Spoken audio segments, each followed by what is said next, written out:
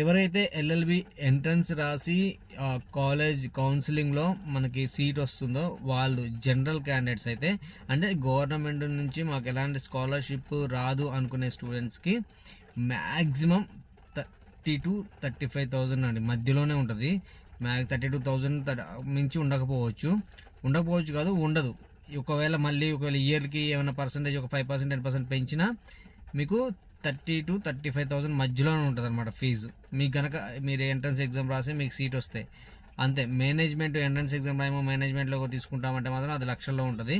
దాని ఇంత అని ఎవరు ప్రిడిక్ట్ చేయలేరు. ఎందుకు అంటే అది కాలేజ్ మీద డిపెండ్ అయి ఉంటుంది. అలాగే సీట్స్ కొన్న కాంపిటీషన్ బట్టి డిపెండ్ అయి ఉంటుంది తప్పితే ఉండదు. బట్ ఎవరైతే ఎంట్రన్స్ ఎగ్జామ్ రాసి సీట్ తెచ్చుకుంటున్నారో యూనివర్సిటీ నుంచి వాళ్ళకి మాత్రము జనరల్ ఎలాంటి రిజర్వేషన్ మాకు లేదు, ఎలాంటిది రాదు అనుకున్న వాళ్ళకి మాత్రం ఇంత ఉంటుందండి ఫీజు.